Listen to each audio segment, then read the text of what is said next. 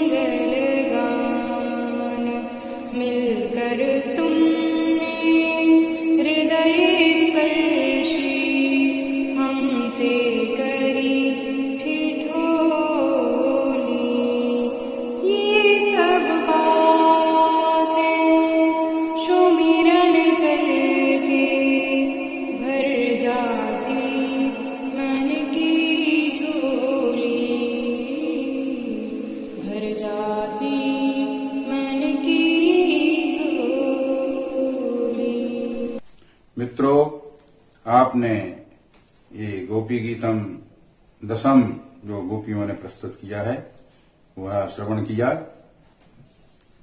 प्रहसित प्रिय प्रेम वीक्षणम।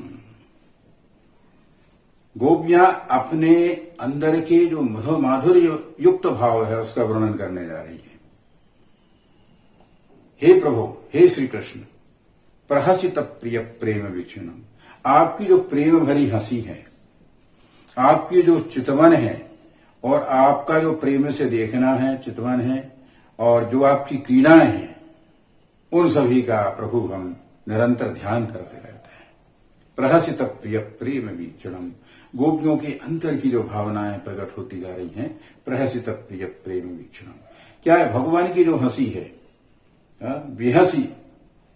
भगवान जो हंसते हैं तो सारा संसार हंसने लगता है, क्योंकि संपूर्ण मनुष्यों में परब्रह्म परमात्मा ही विराजमान है।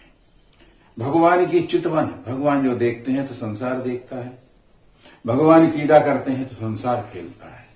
तो सब कुछ जो है, जो भी हो रहा है, जैसा हो रहा है, वह सभी परमात्मा के कारण ही हो रहा है। अच्छा बुरा सभी प्रकार का हमारा अध्यात्म या हमारा दर्शन इसी प्रकार की बातों को मानता है। जो कुछ कर रहा है परमात्मा कर रहा है। तो गोपियां उन्हीं परमात्मा की जो प्रेम भरी हंसी है, भगवान का देखना है, भगवान की क्रीड़ाएं हैं, खेलकूद है, उन सभी का निरंतर ध्यान करती रहती है, क्योंकि उनके हृदय में परब्रह्म आनंद स्वरूप परमात्मा भगवान श्री कृष्ण बसे हुए हैं।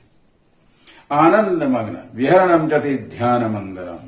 और निरंतर ध्यान करते हुए भगवान के का मंगल गान करती रहती है। अब ये मंगल गान क्या है भाई? हम चते ध्यान मंगलम। यदि आप ध्यान करेंगे तो मंगल होगा, मंगल बातें आएंगी।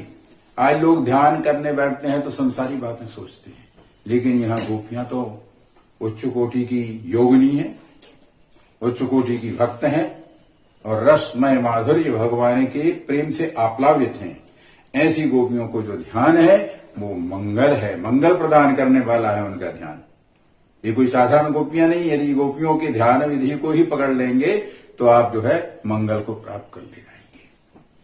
लेकिन हम ध्यान करते कहाँ हैं? हम संसार की बातें सोचते हैं। जब ध्यान करने बैठे तो यहां पर बड़ी ध्यान की विधि बताई गई है। ये इस विधि में सगुण और निर्गुण यानी साकार और निराकार दोनों प्रकार की विधियों का जो है वर्णन किया गया है। देखिए, हंसी साकार भी है और निराकार भी है। चितवन भगवान का देखना साकार भी है और निराकार भी है। भगवान का खेल कूद साकार भी है और निराकार भी है। तो भक्त जिस विधि, चाहे साकार विधि को अपनाए चाहे निर्गुण निराकार विधि को अपनाए, प्राप्त होंगे परमात्मा भगवान श्री कृष्ण, राधा कृष्ण। विहरणम चते ध्यान मंगलम, आनंद मग्न होकर के अपने प्रीतम भगवान श्री कृष्ण का निरंतर ध्यान करती रहती हैं और कुछ कुछ गुनगुनाती रहती हैं, भगवान के मंगल गान करती रहती हैं। गोपियों का जैसे वेद में जो ध्वनि है गुनगुनाती रहती है, यहां पर जो साम वेद की जो ध्वनि है उस ध्वनि का जो है सुखदेव जी महाराज ने वर्णन किया है। यहां साम वेद की ध्वनि निरंतर गोपियों के मुखारविंद से भगवान के लिए गायन के रूप में निकलती रहती है। आप सभी जानते हैं कि सामवेद से ही जो है गायन की उत्पत्ति, संगीत की उत्पत्ति हुई है, ये सभी लोग जानते हैं। तो यही देखिए, आप इसमें जो है सामवेद अपनी बात कहने जा रहे हैं। सामवेद बनी जो ऋचाएं हैं, गोपियां हैं, मिलकर तुमने हृदय स्पर्शी हमसे करी ठिठोली, रहस्य संवेदो या हृदय स्पर्शा, हृदय को स्पर्श करने वाली, हृदय को छूने वाली आपने जो हमारे साथ ठिठोली की। जैसे सखा हंसी मजाक करते हैं, बातचीत करते हैं, तो भगवान की जो वेद की वाणी है वो एक तरह से ठिठोली की तरह है। लेकिन उस ठिठोली में जो आनंद है, उस ठिठोली में जो प्रेम है, वो माधुरी से भरा हुआ है, प्रेम लक्षणा भक्ति से भरा हुआ है। तो इस प्रकार से गोपियों ने कह रही हैं कि वही सब याद करके हमारा मन जो है भर जाता है। कुहकनो मनक्षोयंती ही, क्षो यानी विरह का एक भाव, एक प्रेम का भाव हमारे अंदर निरंतर जागृत होता रहता है। तो भक्त जब भगवान की ठिठोली पूर्ण जो क्रीड़ा है उसका ध्यान करते हैं, तो उस ध्यान करने से एक जगह ही गोपियां ठहर जाती हैं और उनकी मन की जो झोली है, समझ लीजिए हृदय का जो एक विस्तार है वह और बढ़ जाता है और उसमें परमात्मा का माधुर्य रस समा जाता है। तो ये तो योग की विधि से भी ऊपर की बात होगी। योग की विधियों में क्या है, एक छूछापन है, एक नीरस भाव है।